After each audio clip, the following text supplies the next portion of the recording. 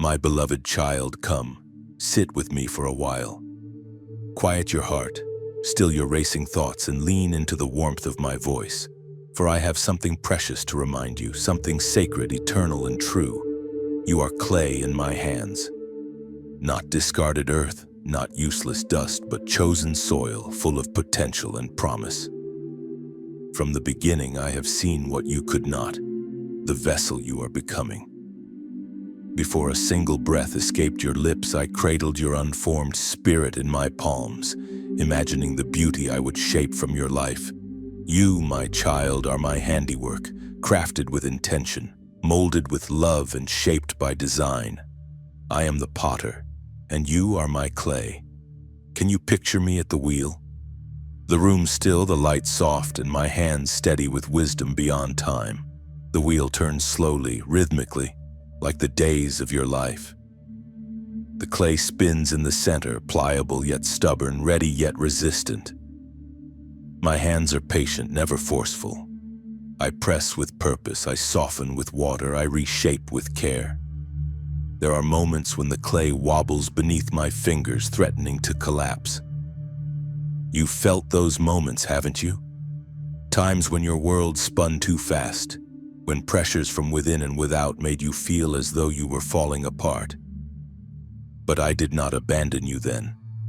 I did not cast you aside. I simply steadied my hands, adjusted my touch, and continued the work. The shaping process is not always gentle, my child. Sometimes it requires pressing deeply into places you would rather keep hidden. Sometimes it demands removing pieces that hinder your form or recentering you when you've drifted off course. You call these trials. You name them disappointments, heartaches, losses. But in my eyes, they are moments of divine molding, painful perhaps, but purposeful. Do you not know that even broken vessels can be made whole again? That even marred clay, when placed back on the wheel, can become something new? I have never looked at your cracks with contempt. I have never seen your flaws as final. I see them as opportunities for grace to enter, for light to shine through. For my strength is made perfect in weakness, and your brokenness is where my glory dwells. There are seasons when I set you aside, not to forget you, but to let you rest, to let what I've shaped settle and strengthen. Like clay left to dry before the fire, you must sometimes be still before you can be fired into lasting form. You felt that too.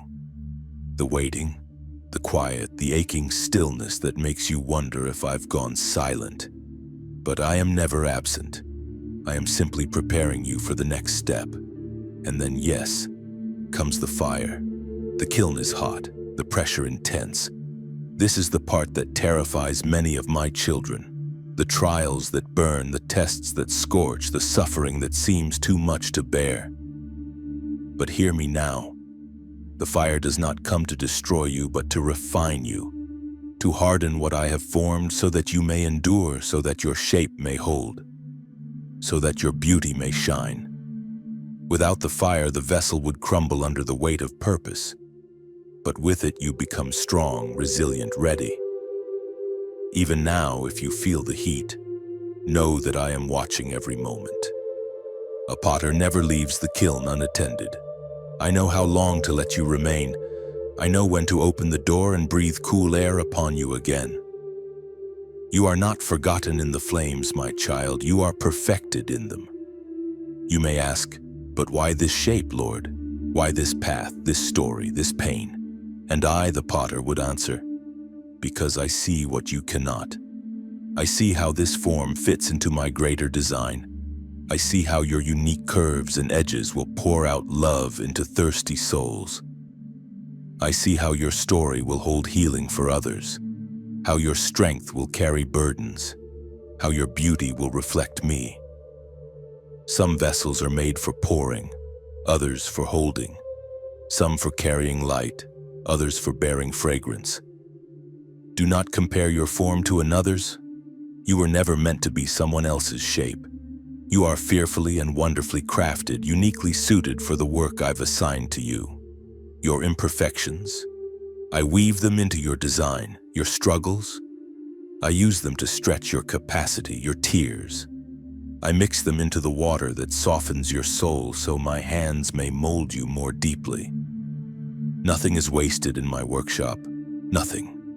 So I invite you now, my beloved child, embrace the wheel, surrender to the spin, trust my hands even when the shaping hurts, trust the process even when it's unclear, trust the fire even when it scorches, because through it all I am with you, closer than breath, more constant than time, more loving than you can comprehend. I am not finished with you. The work continues day by day, touch by touch. And what a wonder it will be when the full shape is revealed. When all you've endured becomes a testimony of my faithfulness, when your final form reflects the image of your Maker. On that day, you will see what I have seen all along, a masterpiece. So rise today not with fear, but with faith. Walk through your trials not with despair, but with expectancy. For every difficulty is a moment on the wheel, every heartache a chance to be molded, every delay a step toward your destiny. Hold out your heart and whisper, "Mold me, Lord," and I will, tenderly, skillfully, faithfully. For you are not just clay, you are my creation, my vessel, my beloved, and I, the potter, will never let you go. My beloved child, in light of all I've whispered into your heart today, I ask this of you: trust the shaping. Do not flee from the wheel when life spins, and do not despise the pressure when it presses. Instead, lean into me. Let each hardship, each disappointment, each unexpected turn draw you closer into my embrace. Begin each day with open hands and a yielded spirit. Say aloud, even in trembling, "Have your way in me, Lord." When fear arises, remember, I am not molding you for destruction, but for purpose. I see your end from your beginning, and it is glorious. Encourage others with your journey. Share how I've molded you through trials. Let your life become a living testimony to my craftsmanship, so that others may be inspired to trust the potter as well. And never forget this: you are never alone on the wheel. I am with you, I am for you, and I am not finished. Stay in my hands, precious one.